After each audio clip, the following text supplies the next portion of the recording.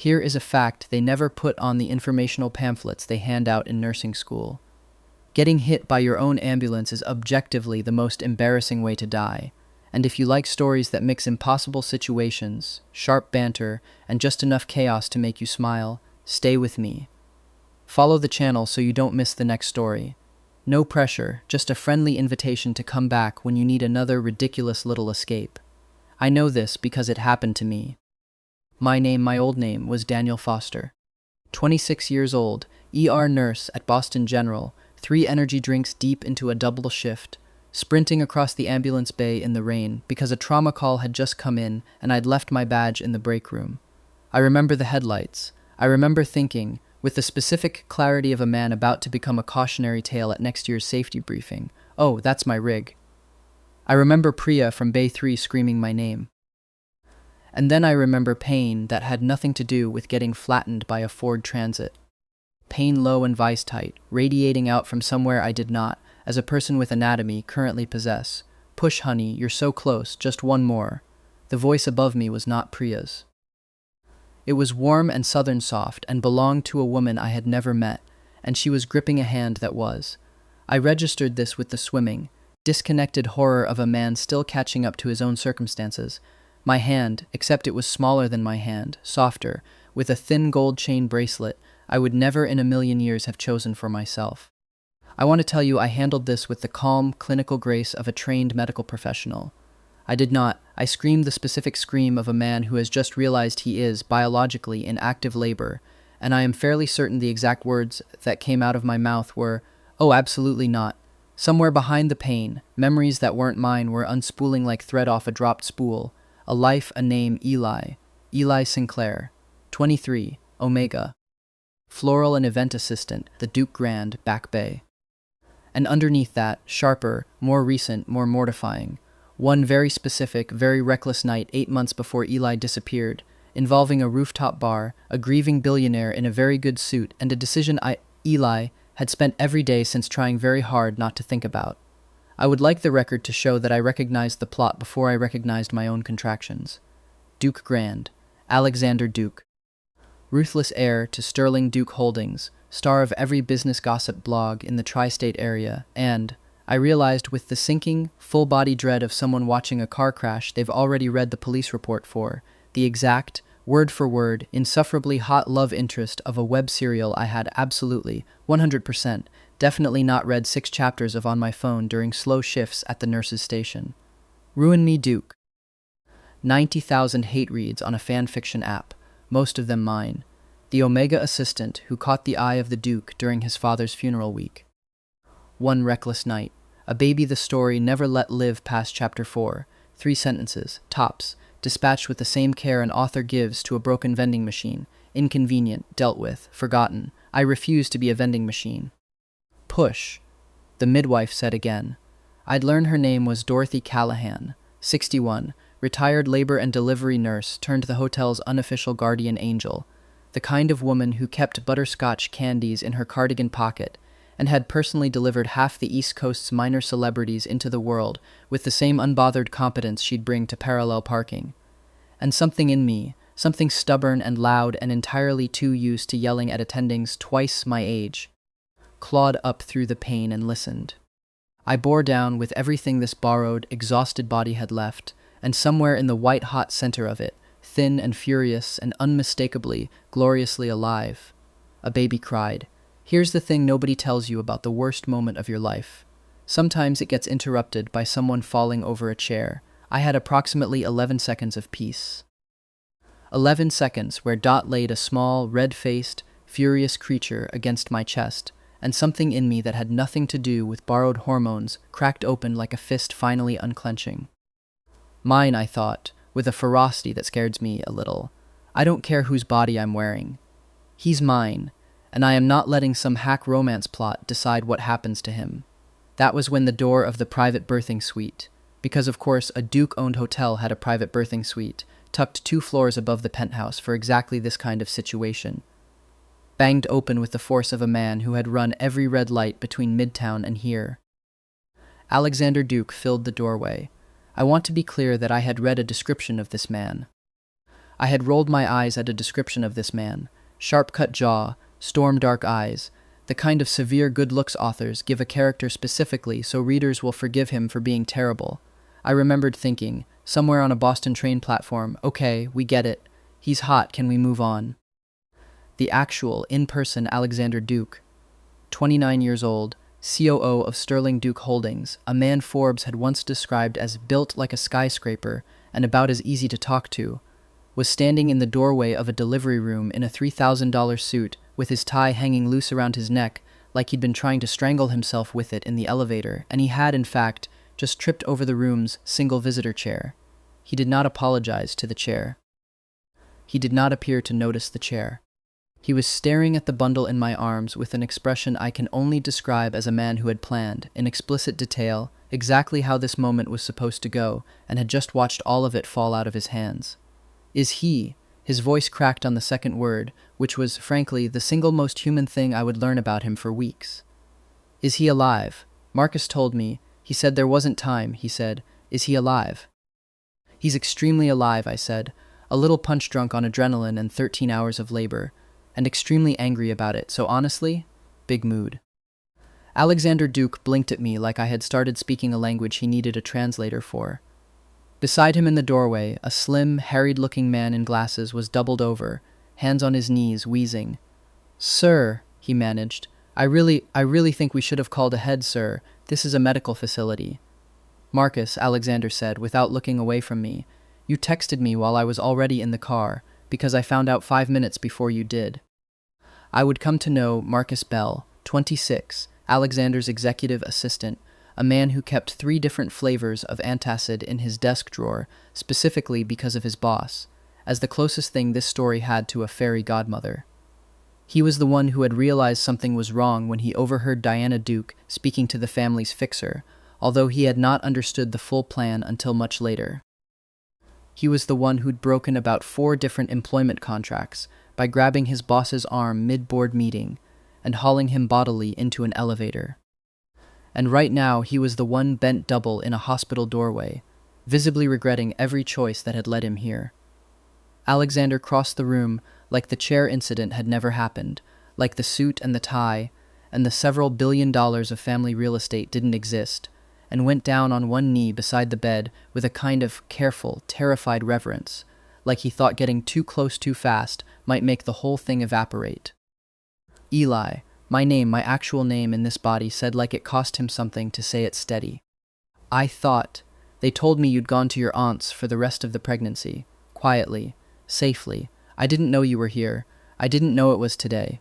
"Yeah," I said, and I was too tired and too raw and frankly too busy, falling head over heels for a 9-pound stranger to filter myself the way Eli Sinclair, quiet, careful, apologizes for existing Eli Sinclair, according to the fragments of memory still settling into me like sediment, clearly would have. Funny thing about that. I don't think your family was planning on you finding out at all. Something went very still and very dangerous behind his eyes. Whatever softness had gotten him down onto that hospital floor hardened, just for a second, into something I imagined the boardroom saw a lot more often than the tabloids did. Then he looked down at the baby. I watched it happen in real time, watched every carefully built wall in Alexander Duke's face come down at once, the way a controlled demolition looks almost gentle right up until the building's gone. His hand came up, hovering an inch from the baby's cheek like he was afraid to actually touch something this new, this small, this his. "He's got your nose," I said, mostly to fill the silence, because apparently my solution to overwhelming emotion was, and would apparently continue to be, jokes. "I'm sorry in advance. It's a big nose to grow into." A sound came out of Alexander Duke that was half a laugh and half something that cracked clean through the middle. "It's a very good nose," he said, thickly, and reached out, slow, asking permission with his eyes before his hands, and I let him hold his son for the first time on a Tuesday afternoon in a hotel penthouse hospital suite 13 minutes after he'd tripped over a chair getting there. "Whatever they told you was going to happen to him," Alexander said, not looking up from the baby's furious, scrunched-up little face, "whatever anyone in my family has planned, it's not happening. I don't care what it costs. He's not going anywhere. Neither are you." I should have felt relief. Mostly, God help me, I felt something warmer and far more inconvenient. Because the man in the story I'd rolled my eyes at on a train platform was supposed to be cold, supposed to be a stranger to tenderness, and instead he was crying, quietly, gracelessly, over a baby with his own stupidly good bone structure, and I had the distinct, doomed feeling that I was in a great deal of trouble. "We haven't named him," I said, instead of examining any of that. "Milo," Alexander said immediately, like he'd been holding the name in reserve for exactly this moment and had simply been waiting for a reason to use it. If that's all right, my grandfather's name. He was the only duke who ever actually liked people." "Milo," I repeated, testing it against the small, damp weight of him. He'd stopped crying. His unfocused eyes were doing that newborn thing of searching for nothing in particular and finding instead two idiots already completely wrecked over him. Yeah, okay, Milo. Outside the window, Boston traffic rolled on, indifferent 13 floors below a moment that, I understood then, with a clarity that had nothing to do with the epidural, a hack romance novel would have spent exactly 3 sentences dismissing. Dot bustled back in a few minutes later with warm blankets and the brisk, unbothered energy of a woman who had seen every possible version of this exact scene play out over 4 decades and had opinions about all of them. She took one look at Alexander Duke, billion-dollar heir, soaked through with tears and hospital suite adrenaline, cradling his son like he thought gravity itself might betray him, and simply handed him a butterscotch candy from her cardigan pocket without a word, the same way she'd handed me one an hour earlier. "For the nerves," she said, when he stared at it, baffled. "Works on everybody. Presidents, plumbers, men holding their first kid. Eat it." He ate it. I decided, watching a man who ran a real estate empire dutifully unwrap hard candy on the floor of a delivery room because a 61-year-old retired nurse told him to, that I liked Dorothy Callahan enormously, and that whatever came next, I wanted her on my side of it. I decided right then, holding my son with his father crying gracelessly beside me, that I was going to make sure it took a great deal longer than 3 sentences to get rid of us. I want to tell you the next part happened slowly, that there was time to breathe, to believe the worst was over. It was not, and there was not. Diana Duke arrived on day 3. I should introduce her properly, the way you'd want warning before a storm system. Diana Duke, 54, Alexander's stepmother since he was 11, chairwoman of the Sterling Duke Family Trust, a woman who had spent 3 decades cultivating a public image so pristine that Boston Magazine had once run a piece titled Diana Duke, Old Money's New Golden Rule. She wore cashmere the way other people wore armor, and she smiled at me from the doorway of my recovery room with an expression of such flawless, practiced warmth that it took me a full 3 seconds to clock the knife underneath it. "You must be Eli," she said, setting down a truly obscene arrangement of white orchids on the side table.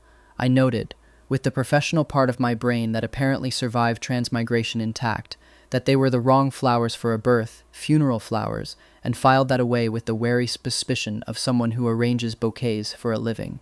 What a lovely surprise you've turned out to be. Milo was asleep against my chest.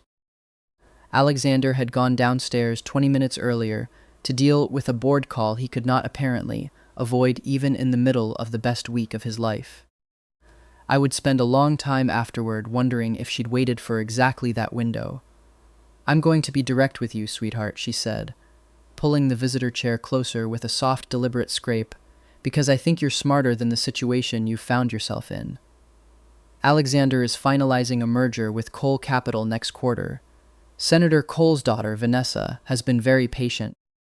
The kind of patient that turns, very quickly, into very expensive lawyers the moment word gets out that my stepson has an illegitimate child with hotel staff." "He's not illegitimate," I said, low and immediate, arms tightening around Milo without meaning to. "He's 3 days old." "He's a headline," Diana said gently, like she was doing me a kindness by saying it plainly. "And you, I'm afraid, are a liability the size of a Category 5. I'm not asking you to disappear forever. I'm asking you to disappear quietly, for now, with more money than you will ever need, before this becomes the kind of story that follows that baby for the rest of his life. Every school application, every job interview, illegitimate son of the Duke scandal. Is that the childhood you want for him? Or would you rather give him a fighting chance at a normal one, starting 3 states away from anyone who'd ever recognize his father's face in his?" I opened my mouth to tell her exactly where she could put her orchids. I've already spoken to Dorothy's employment contract, she added, almost as an afterthought, examining her manicure. 61 years old, no pension yet vested. It would be a shame if the hotel had to let her go over an unrelated staffing irregularity. And your aunt's little diner in Providence, I understand the lease is up for renewal. Landlords can be so unpredictable. There it was, not a threat against me. I'd have laughed in her face at a threat against me, but against the two people who'd stood in that delivery room with nothing to gain and everything to lose. Dot, 61, no family of her own, who'd held my hand through 13 hours of labor for a paycheck that didn't cover what she'd given. My Aunt Marion, who'd have taken us in without a single question if I'd asked. I looked down at Milo, 3 days old, oblivious, one small fist curled against my collarbone, and understood, with a cold, clear fury that had nothing borrowed about it at all, that Diana Duke had built her entire life around a very simple, very effective principle. She did not threaten the people with power. She threatened the people who loved them. He'll never forgive you when he finds out what you did, I said. Diana Duke smiled, and for just a moment the cashmere warmth dropped entirely, and I saw exactly the kind of woman who'd spent 30 years quietly getting exactly what she wanted. He won't find out anything, sweetheart. Because you're going to write a very simple note explaining you needed space to think, and by the time he's finished being heartbroken about it, Vanessa Cole's ring will be on his hand, and this will be a story nobody in this family ever tells again. I did not write a note explaining I needed space to think. I wrote 3, actually. One to Alexander that I tore up because everything I wrote sounded either like a lie or a confession. One to Marcus asking him to look after Alexander in whatever small ways a 26-year-old assistant could manage. And one, finally, that I left folded on the hospital tray table, that said only, I'm not leaving because I don't love you. I'm leaving because your family has decided to make loving you cost people who don't deserve to pay for it. Don't look for us. I need you to trust me on that, even though I know I haven't earned it yet. Dot found us a room above a bait shop in a town 300 miles up the coast before the sun rose the next morning. She did not ask a single question the entire drive, and when I finally broke down crying somewhere around the New Hampshire border, she just reached over, without looking away from the road, and handed me a butterscotch candy from her cardigan pocket like that fixed everything. It fixed, admittedly, about 11% of everything. But it was a start. Rockport was smaller than I'd pictured. A crescent of gray shingled houses climbing a hill above a working harbor, lobster boats bobbing at their moorings like patient dogs, the whole town's smelling permanently of salt and diesel, and once I got the shop running, an increasingly overwhelming amount of peonies. Dot's cousins, Joe and Peg Callahan, ran the diner on Main Street and took us in without so much as a raised eyebrow. My niece's boy, Dot told them, gesturing vaguely at me, widowed young, needs somewhere quiet to raise the little one. Nobody in a town whose entire economy ran on the unpredictable moods of the North Atlantic asked too many follow-up questions about a quiet young man with a baby and a tragic backstory. Coastal towns, I learned fast, had plenty of their own losses, a stranger's grief just slotted in among the rest. I want to skip past the hardest year, mostly because I lived it once, and don't feel the need to relive it in detail. Learning to run a business with a body that still occasionally surprised me with muscle memory that wasn't mine. Eli's hands, it turned out, had years of quiet practice with ribbon and wire and the particular geometry of a good bouquet, even though my mind had never held a pair of floral shears in its life. Learning the specific exhaustion of new parenthood times 2, since apparently grief and sleep deprivation don't stack politely. Learning, slowly, that the sharp ache behind my ribs every time I thought about a certain skyscraper-shaped man in Boston was not, in fact, going away on any reasonable timeline. What I will tell you about, because it is significantly funnier, is Milo. By age 2, he had opinions. By age 3, he had opinions and the vocabulary to enforce them, which he deployed primarily against customers of Anchor and Bloom, the flower shop I'd opened in the old bait shop's front room with Dot's help, and a business loan that still gives me stress dreams. "Are those for a girlfriend?" he demanded of a very large, very intimidating lobsterman named Hank one Tuesday, hands on his hips in a stance he had definitely learned from me, because if you got in a fight, Papa says carnations mean I'm sorry and roses mean I love you, and you have to pick the right one or it doesn't count. Hank, 6'4" and built like a filing cabinet, went bright red and bought both. Milo was, by every visible metric, the most alpha toddler in the Tri-County area, and I don't say that with parental exaggeration. Dr. Owen Hale, Rockport's single, endlessly patient family physician, flagged it at his 3-year checkup with the careful, diplomatic tone of a man who has learned not to ask personal questions in a small town. "Early presentation markers," he said, glancing at me over his glasses. "Strong ones. Sense already distinctive for his age. Sharper than most kids show till puberty, if they show it at all this young. Whoever his father is, son, I'd guess he's a hell of an alpha." "You have no idea," I said, and did not elaborate. Hale, bless him, let it go the way everyone in Rockport had learned to let things go. Because here was the part that terrified me quietly, every single day, underneath the flower orders and the diaper changes and the genuinely delightful chaos of raising a small opinionated person. Milo did not just have his father's temperament, he had his father's face.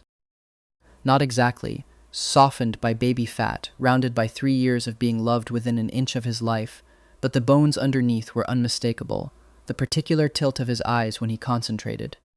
The stubborn set of his jaw when I told him bedtime was non-negotiable. Alexander Duke, in miniature, running a Lobstertown flower shop's tiny front desk like he owned it, which, I supposed, in some cosmic sense, he sort of did. "Papa," he asked me one evening, apropos of nothing, while helping me, mostly by rearranging what I'd already arranged, bundle white lilies for the Hendersons' anniversary. "Where's my dad?" I'd rehearsed an answer for this moment roughly 400 times over 3 years, and it still came out harder than I expected. "Somewhere far away," I said, which was true, and felt like a coward's kind of true. "Does he know about me? Every single day, I hope so. Every single day, I'm terrified he doesn't." "It's complicated, bud." Milo considered this with the profound, unbearable seriousness only a 3-year-old can bring to a topic that big. "Grandma Peg says complicated just means grown-ups don't want to explain," he informed me, with the withering confidence of someone repeating diner counter wisdom verbatim. "Grandma Peg," I said, "is dangerously accurate, and I'm going to need you to stop hanging out with her so much." That, at least, got a laugh out of him, and he let it go the way 3-year-olds mercifully do, and went back to tying a bow that would definitely have to be redone before the Hendersons picked up their order. Later, after the shop closed and Milo was finally gloriously asleep, I sat on the back stoop with a cup of tea gone lukewarm and let myself do the thing I usually didn't allow after dark, which was think about Boston. About a hospital room and a man crying gracelessly on the floor of it. I still had the note I'd never sent, the one I'd started writing him, over and over, in the year after we left, always folded into the bottom of a drawer, never mailed, because Dot had gently pointed out, the one time she caught me at it, that mailing it would be less like reaching out and more like handing Diana Duke a map. I didn't regret leaving. I want to be clear about that, because it would be easy, looking back from somewhere safe, to call it a mistake. It wasn't. It was the only thing that had kept Dot employed, and my aunt's diner standing, and Milo's entire existence out of a headline that would have followed him into every classroom for the rest of his life. But not regretting a decision and not aching over what it cost turned out to be 2 very different things, and some nights the ache won anyway, salt air or no salt air, and I stood there in the smell of lilies and let myself believe, for one more evening, that we'd made it far enough away that the story had lost track of us entirely. There were other people in that patchwork 3 years too, and they deserve their own quick introductions, the way any decent narrator owes the reader a proper roll call.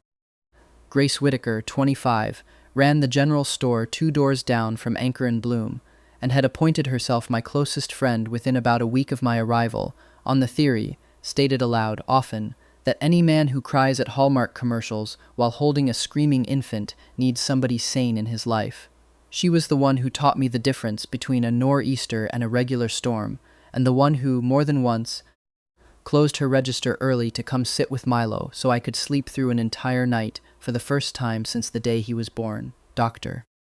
Owen Hale, 48, was Rockport's only pediatrician and general practitioner both, a soft-spoken man who'd moved up from Portland after a divorce he never discussed, and had, over 3 years, become the closest thing this town had to a family doctor for half the harbor's children, Milo included, and on more than one exhausted occasion, me.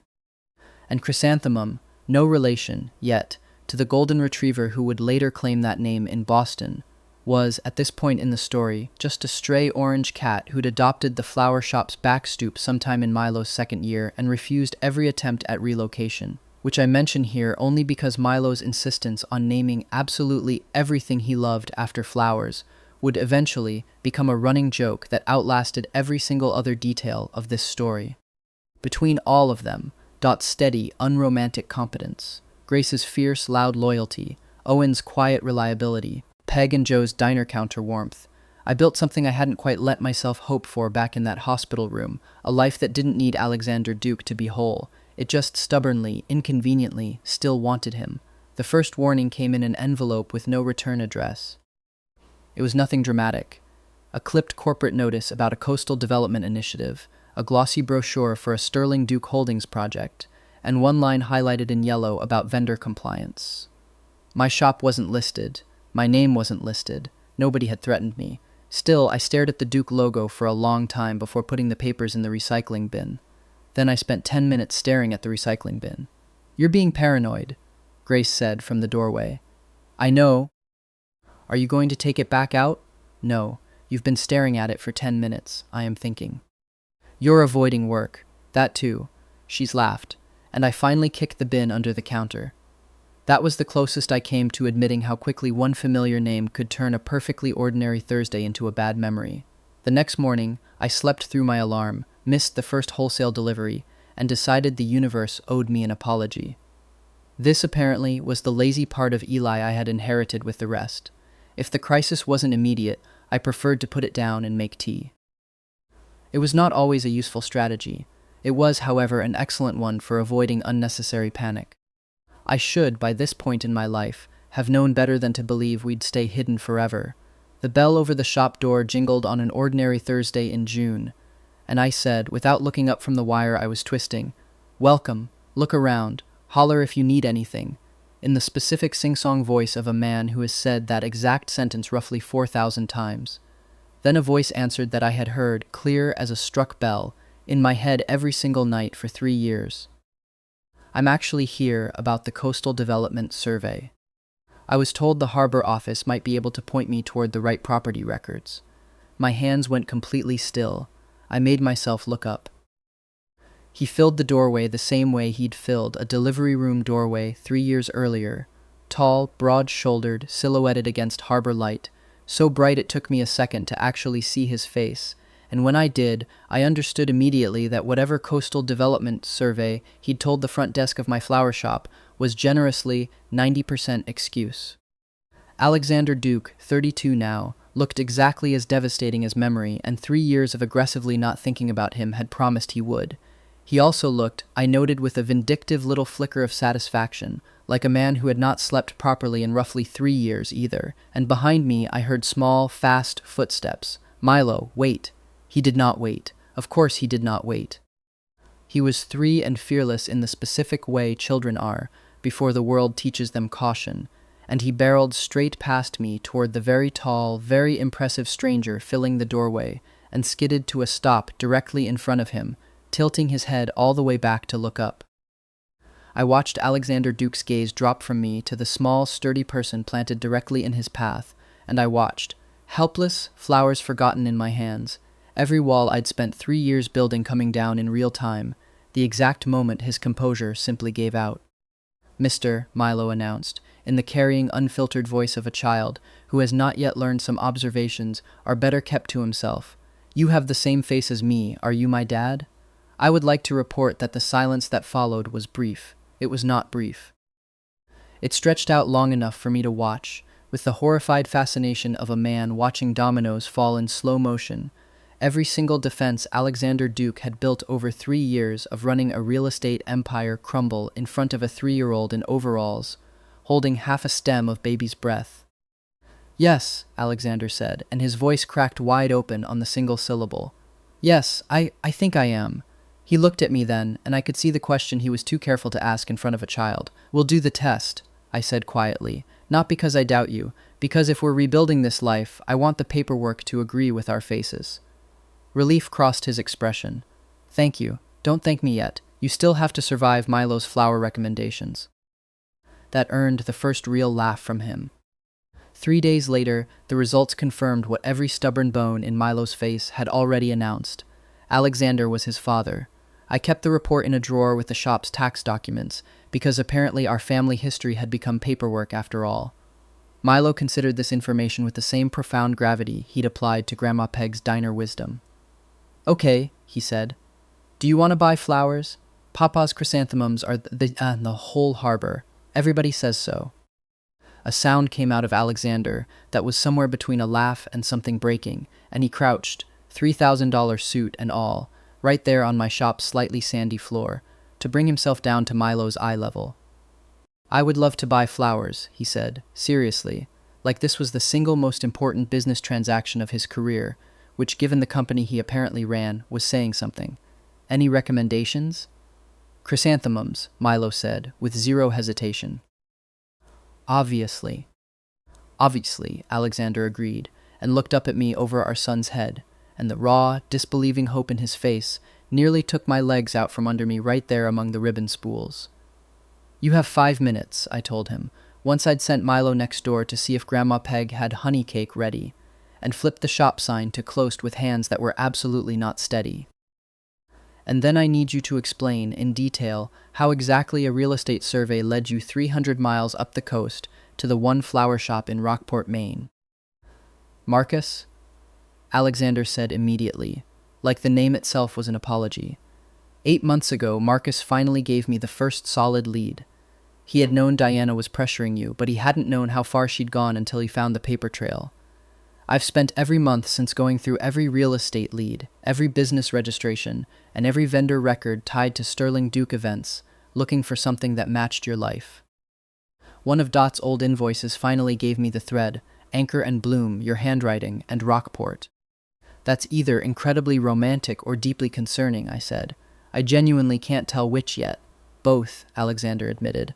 "I've been told both extensively by Marcus, who at this point has earned a raise the size of a small country. 5 minutes turned into an hour. An hour turned into him showing up the next morning, and the morning after that, buying an armful of chrysanthemums every single time with the dogged, uncomplaining patience of a man who had already decided he had nowhere better to be.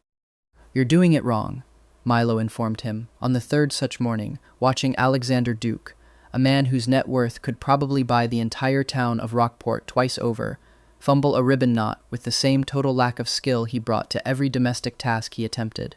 "You have to loop it here, not here." "Show me," Alexander said, without a trace of the wounded pride I half expected from a man used to running boardrooms, and let a 3-year-old correct his bow-tying technique with the same grave attention he apparently once brought to hostile takeovers. "You don't have to keep doing this," I told him, on the 5th morning, watching him carry an armful of chrysanthemums to his rental car with the careful, over-serious concentration of a man handling live explosives. "Doing what? Buying flowers I have no earthly use for? Trying so hard. You could just exist near us. You don't have to earn every single hour." He set the flowers down on the hood of the car and looked at me with an expression I hadn't seen from him yet. Not the raw, cracked-open grief of the hospital room, not the careful diplomacy of a man used to negotiating, but something quieter and more stubborn underneath both. "Ellie," he said, "I spent 3 years believing you'd taken money and walked away because you didn't want either of us. Do you understand what that did to me? I built an entire company culture around not needing anybody, and then I found out the 2 people I actually did need had been 300 miles up a coastline the entire time, and I'd never even looked. I am never again going to assume I don't need to try. I didn't have a joke ready for that one. It's possible that was the exact moment I stopped being able to pretend, even to myself, that I hadn't already forgiven him.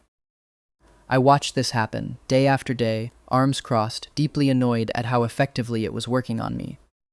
The full truth arrived, as these things tend to, in the form of paperwork. Alexander showed up on a rainy Tuesday 2 weeks later with a folder thick enough to double as a doorstop and the particular grim satisfaction of a man about to win an argument he'd been having in his head for 3 years. "She confessed," he said, without preamble, sliding into the shop's one customer chair while Milo napped in the back room. Under considerably less pressure than I expected, honestly, Turns out my stepmother's confidence collapses remarkably fast once you show her a paper trail with her own signature on it. Forged staffing termination notices for Dot. A fabricated eviction filing on your aunt's lease that never actually got submitted to the courts, because apparently even Diana Duke draws the line at real fraud, just not at threatening it. And this. He slid a printed email across the counter. I recognized Diana's assistant's letterhead immediately. Confirm Cole engagement announcement moves forward as scheduled. Sinclair situation resolved, left voluntarily, financial settlement declined, whereabouts unknown per his own request. Recommend closing the file. She told me you didn't want to be found, Alexander said, quiet and furious, in a way I recognized now as the specific, controlled anger of a man who'd learned early to keep his temper leashed in front of company. For 3 years. She let me believe you'd taken money and walked away and simply didn't want anything to do with either of us, and I. He stopped, jaw tight. I hated myself for believing it. And I believed it anyway, because it was easier than believing my own family would do something like this to protect a merger. She's good at making people underestimate how much evidence she's leaving behind, I said, and I meant it as something close to professional respect, the kind you give a formidable opponent, even one I'd cheerfully ban from every flower shop in Maine. What happens now? Now, Alexander said, I make absolutely certain the entire board, and every gossip column that ever printed her name next to the word philanthropist, finds out exactly what kind of woman they've been applauding at galas for 30 years. Legal first, Marcus said, from the doorway. We both looked at him. Sorry, he added. I've learned that when billionaires say things like every gossip column, I should appear before somebody commits a PR felony, Alexander sighed. Marcus held up the folder. We preserve the evidence, let the board act on the evidence, and then, if Diana trips over her own reputation afterward, none of us will be foolish enough to catch her. I liked him even more for that. Ryan Reynolds' levels of PR disaster, or bigger, he said, with the first real unguarded grin I'd seen from him since the hospital. I was thinking we let it happen at the Sterling Duke Foundation gala, in front of the senator whose daughter she was so desperate to marry me off to. With a very large cake. There's no possible universe where cake is involved in a corporate fraud reveal. There absolutely is, Alexander said, if you let me handle the details. Dot, when I called to tell her, was quiet for a long moment on the other end of the line. She threatened my job to get you to leave him, she said finally, in the flat, dangerous voice of a woman who had spent 40 years being underestimated by exactly this kind of person. Tell Alexander I want a seat at that gala, front row. I've got a few things I'd like her to see me wearing when she goes down. I did, eventually, let him handle the details, mostly because the look on his face when he described the plan made him look about 9 years old and extremely pleased with himself, and I had, somewhere in 3 weeks of morning chrysanthemum deliveries and a 3-year-old teaching him to tie ribbon, apparently developed a soft spot the exact size and shape of Alexander Duke. I did not initially plan on attending the Sterling Duke Foundation gala. I had a flower shop to run and a 3-year-old who would absolutely riot if left with anyone but Grandma Peg for more than a weekend. I attended anyway, in a suit Alexander's tailor overnighted to Rockport with an apology note for the rush job, because, as Marcus put it, with the weary patience of a man who had spent 3 years cleaning up other people's messes. If you're not standing next to him when this goes down, sir, she's going to spend the next decade telling everyone you were never actually real. So, the ballroom of the Boston Copley Plaza, 600 of New England's wealthiest people in black tie, a string quartet doing its best impression of elevator music, and Diana Duke, resplendent in a gown that probably cost more than my shop's annual lease, working the room with the practiced warmth of a woman who had never once considered that the walls might be closing in. Senator Richard Cole, 60, silver-haired and photogenic in the specific way career politicians tend to be, held court near the bar with his daughter Vanessa at his side. 28, sharp-eyed, and, I would learn within about 90 seconds of meeting her later that night, considerably less invested in marrying Alexander Duke than either of their families had ever bothered to ask her. Honestly, she told me over champagne, once introductions had been made and the worst of the tension had broken, I've been trying to get out of this arrangement since I met someone at my law firm 18 months ago. Diana kept losing my emails to Alexander's office. I'm mostly here tonight for the free bar, and now, apparently, the show. She saw me across the room. I watched the exact moment recognition landed, watched Diana's face do a complicated, furious little calculation before settling back into its default cashmere smile. The one I now understood was load-bearing for her entire personality. Alexander took the podium at 9:15, ostensibly to announce the Foundation's new coastal conservation initiative.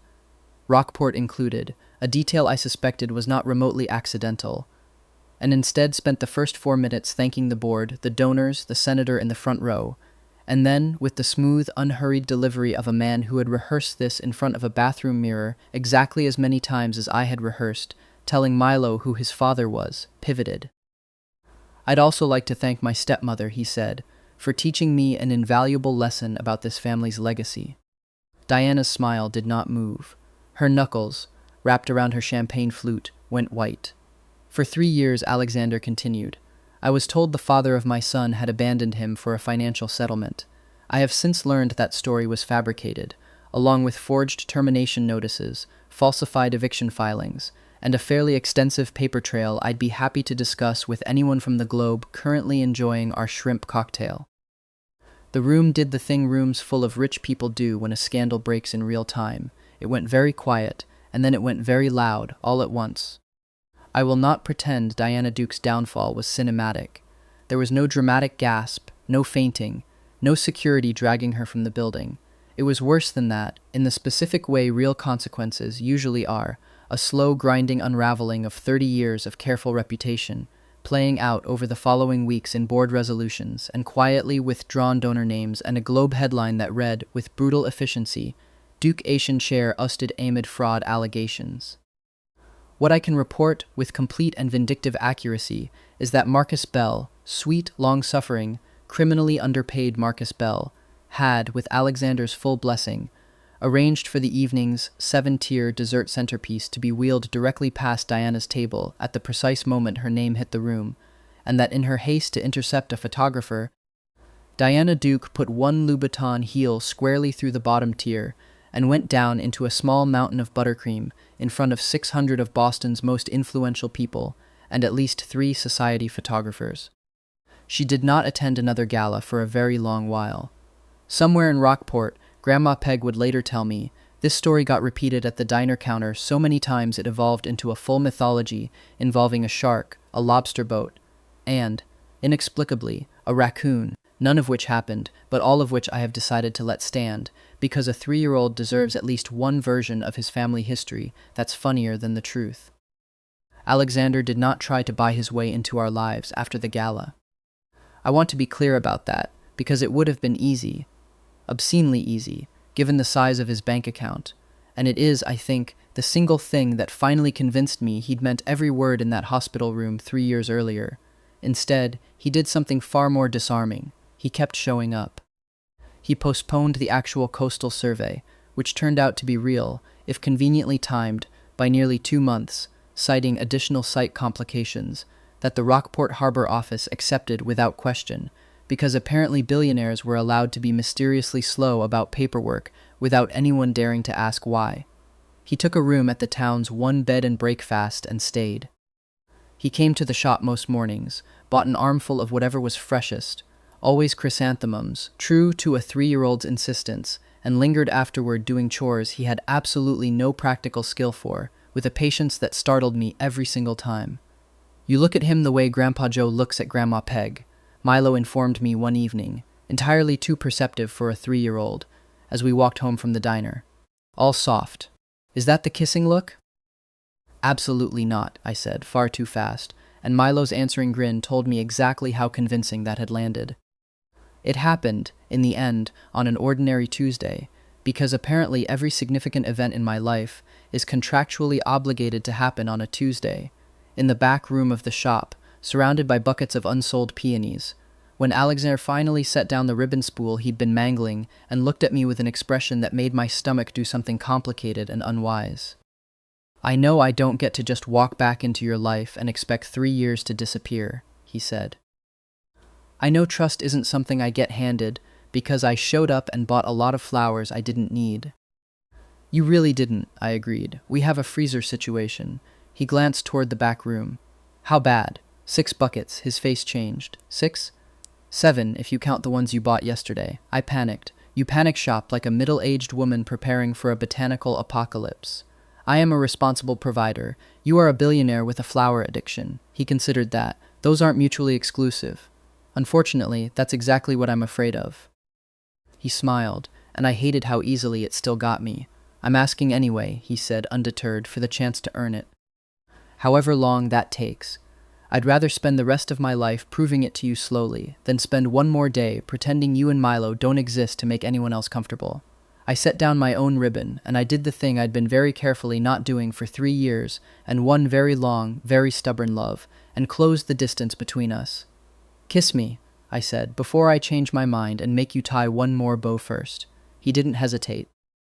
His hand came up to cradle my jaw with a gentleness that felt entirely at odds with a man who'd once tripped over a hospital chair getting to me, and when his mouth met mine, soft, testing, careful, like he thought I might still bolt. 3 years of carefully rebuilt walls came down without a single argument from the rest of me. I've wanted to do that, he murmured against my mouth, since you told me a 9-pound infant had a big nose to grow into. Romantic, I said, breathless. I'm working on it, he said, and kissed me again like he meant to make up for lost time one afternoon at a time. I would be lying if I said the road from Kiss Me, before I changed my mind to a beach wedding, was entirely smooth, and since I've been fairly honest with you up to this point, I'm not going to start lying now. It happened 3 weeks before the wedding, over something so genuinely stupid that I still get embarrassed telling it. A magazine profile. Boston Business Weekly ran a feature on Sterling Duke Holdings' new coastal conservation initiative, complete with a photo of Alexander standing on the Rockport Pier, and exactly one line, buried in paragraph 9, that read, Duke, who has recently reconnected with a former hotel employee and their young son, declined to comment further on his personal life. Former hotel employee. Like I was a line item. Like 3 years of running a business alone, of raising his son through croup and a broken arm, and every single milestone he'd missed, boiled down to a job title on an org chart from half a decade ago. I know it wasn't really about the article. I knew it even while I was slamming the shop's register drawer shut hard enough to make the bell over the door jump. It was about every quiet fear I'd carried since the day Diana Duke sat in my recovery room and told me, with perfect confidence, that people like me got managed, not married. You could have said fiancé, I told him, when he showed up that evening, still in his work suit, visibly confused about what he'd walked into. You could have said the father of my son. You could have said literally anything except the exact phrase your stepmother would have used. Alexander went very still, the way he did when he was recalibrating fast. I told the reporter 3 different versions of that sentence, he said slowly. She printed the version legal cleared before the wedding announcement goes out officially. Eli, I have been trying for months to figure out how to tell $600 million worth of shareholders that I'm marrying a florist I got secretly pregnant, without it turning into exactly the kind of headline my stepmother tried to weaponize against you in the first place. I got it wrong. I'm sorry I got it wrong. But I did not get it wrong because some part of me still thinks of you as an employee. I stood there in my own shop, furious and a little ashamed of how fast the fury had come, and looked at a man who had spent 5 months proving, morning after morning, exactly how far he was willing to go, and understood, with the particular clarity that only comes after you've already started yelling, that I'd been braced for him to prove Diana right ever since the day she first sat down in my hospital room. I'm not mad about the article, I admitted quieter. I'm mad because some part of me is still waiting for you to decide I'm a liability, and that's not fair to you. You haven't given me a single reason to think that in 5 months. You're allowed to be scared, Alexander said, crossing the shop to where I stood, careful, giving me room to step back if I wanted it. I didn't want it. I spent 3 years grieving a lie about you. You spent 3 years building an entire life around the assumption that loving me was dangerous. That doesn't undo itself because I bought enough chrysanthemums to reopen a botanical garden. You really did buy an unreasonable number of chrysanthemums. I panic shop, he said. When I'm in love, it's a documented issue. Marcus has spreadsheets. I laughed, actually laughed, wet-eyed and a little embarrassed. the fight draining out of me all at once the way it does when you realize you were never really angry at the person standing in front of you. He pulled me in, and I let him. And somewhere in the quiet after, with my face pressed into a suit jacket that had definitely cost more than my shop's monthly rent, I said the thing I probably should have said weeks earlier.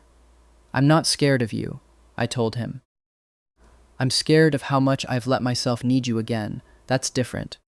That's mine to work through, not yours to fix by rewriting quotes." "I can still rewrite the quote," he offered. "I have a call with legal at 9. Don't you dare use the phrase former hotel employee ever again in your life." "Deal," he said, and kissed the top of my head, and 3 weeks later stood on a beach in front of 200 people and called me, in his actual unedited vows, the best and most stubborn thing that has ever happened to me, and the only person I have ever met who could make a duke lose an argument to a toddler about ribbon. I'm told the magazine ran a correction. I never actually checked. I didn't need to. By the time spring arrived, the fight over the magazine had become something we could laugh about. Not because it had been nothing, but because we had learned the difference between an old wound reopening and a new wound being made. That distinction mattered. We were still learning each other, and apparently we were going to keep learning each other forever. We were married the following spring on the beach below the harbor, not in whatever cathedral Sterling Duke Holdings' PR team would have preferred, because I had, by that point, developed strong and immovable opinions about sand between my toes being a non-negotiable part of my wedding day. Grandma Peg cried through the entire ceremony. Grandpa Joe catered the reception with more lobster rolls than any gathering could reasonably require. Dot sat in the front row in her nicest cardigan, dabbing her eyes with a handkerchief she absolutely refused to admit she'd brought specifically for this purpose. Milo, 4 now, insisted on carrying both the rings and an entirely unnecessary bouquet of chrysanthemums, and dropped the rings exactly once into the sand, with a triumphant shout of "I meant to do that" that sent the entire assembled crowd, harbor fishermen and Boston executives alike, into helpless laughter. "For the record," Alexander murmured against my ear as we finally, officially, exchanged vows with sand-dusted rings. "I would still have married you if he'd lost them in the ocean entirely. For the record," I whispered back, "I'd have made you dive for them. This suit was expensive."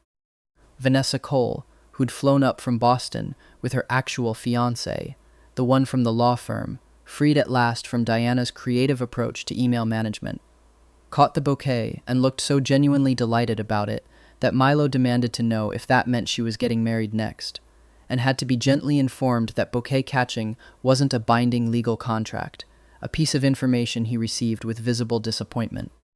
Marcus Bell, 3 drinks in and finally, blessedly off the clock, gave a toast that started as a joke about hospital chairs and ended with him crying into a lobster roll, which Grace Whittaker documented in its entirety for what she promised would be blackmail material. Obviously, what else would I use it for?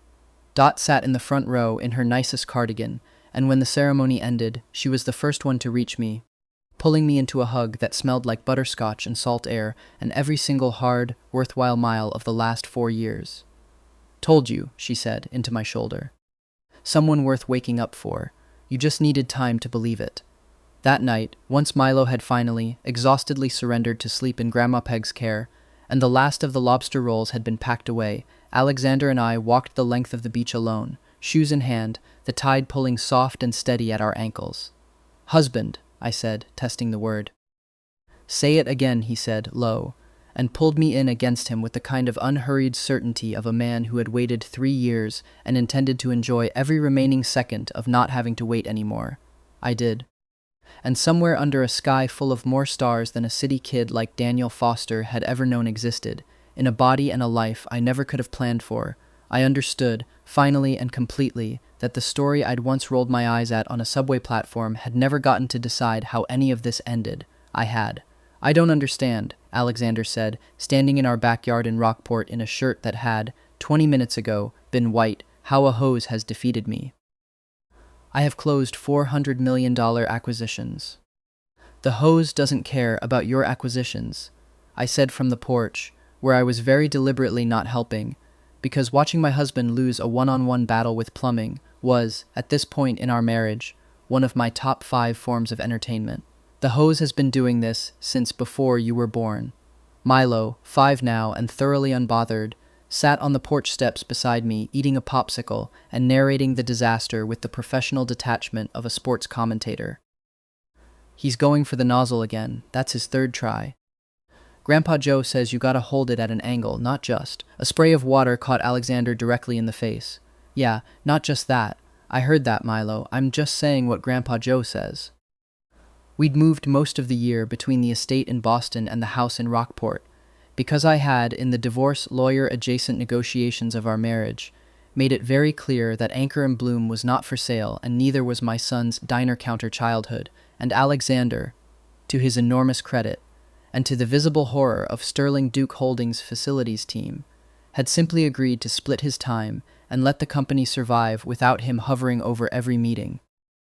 He was, it should be said, still catastrophically bad at anything involving his hands.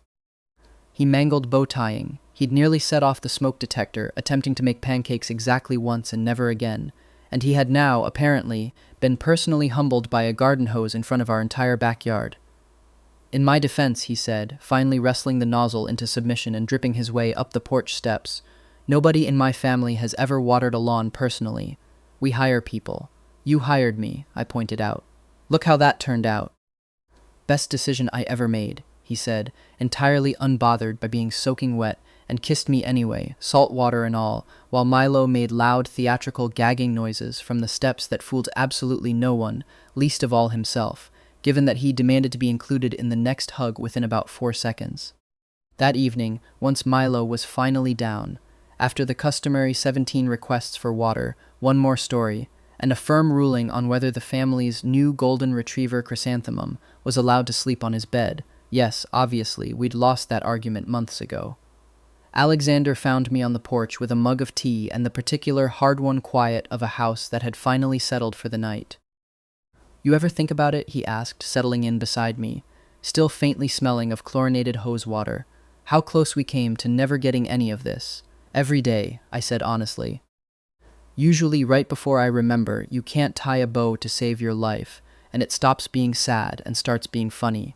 That's a very specific coping mechanism. It's the only one I've got, I said, and leaned into him, listening to the tide somewhere down past the tree line, to Chrysanthemum's occasional dramatic sigh from the porch corner, to a life built out of stubbornness and flowers, and one very ruthless, very hopeless, with Power Tools' Alpha Duke, who had never, not once, stopped showing up. For what it's worth, Alexander said after a while, I looked it up, that web serial. Ruin me, Duke. I very nearly choked on my tea. You did not. Marcus found it. I made him read me the summary. Apparently, the Duke marries a noble heiress in Chapter 40, and the Omega gets one more mention. A single line, Chapter 43, something about a boy in an orphanage the Duke chooses not to think about too hard. He said it lightly, but his hand found mine on the porch railing anyway, thumb moving slow and absent across my knuckles, the way it did whenever the old fear surfaced for either of us without warning. I've read it 4 times now. I still can't get past Chapter 12 without wanting to fly to wherever the author lives and have a very long conversation. You're not allowed to fight a fictional Duke on my behalf. You already did that job yourself several times, very expensively. I contain multitudes, he said, and I laughed, and somewhere down past the tree line the tide kept doing what it had always done, indifferent and patient and utterly unbothered by how close, once, this whole life had come to never happening at all. Some stories, I'd learned, don't end the way they're written. They end the way you fight for. The ending I wanted. Not a perfect ending. A lived-in one. The kind where love looked less like a grand promise, and more like someone remembering your tea, fixing the broken latch, or waiting 5 extra minutes while you finished pretending you were not tired. For the first time, that felt like enough. And that, more than the money or the headlines or the wedding, was the ending I wanted. There were still hard days. There were still moments when the old fear whispered that everything good could be taken away. But now the answer was not to run. It was to talk, to ask, to listen, and sometimes to let somebody else carry the grocery bags. I had spent enough of my life believing independence meant never needing anyone. It turned out that choosing trustworthy people was a different kind of strength. Alexander understood that, too. He had learned that showing up did not mean taking over. I had learned that accepting help did not mean surrendering control. Milo naturally understood none of the philosophy and simply understood that both his dads were available for bedtime stories, ridiculous questions, and emergency chrysanthemum purchases. So, yes, our life was still absurd. I was still lazy about paperwork. Alexander still panic shopped. Marcus still maintained spreadsheets nobody had asked for. Dot still carried butterscotch. Grace still knew when I was pretending to be fine. The dog still stole socks. And somehow, all of those ordinary annoyances felt more precious than any grand romantic ending could have.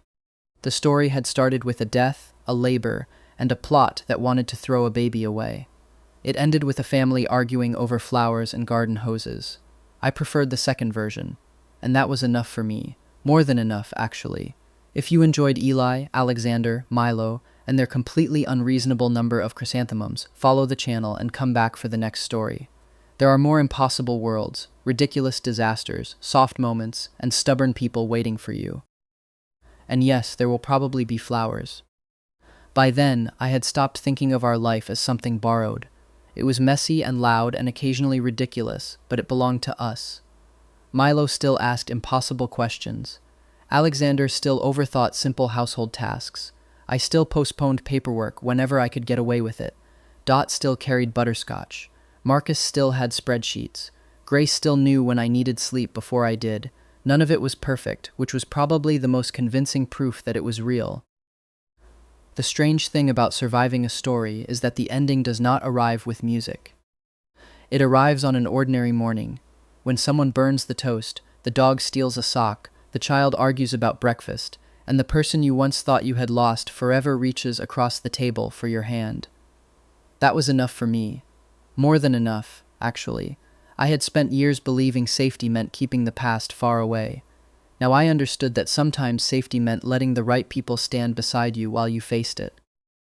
And sometimes it meant buying fewer chrysanthemums, although Alexander remained unconvinced.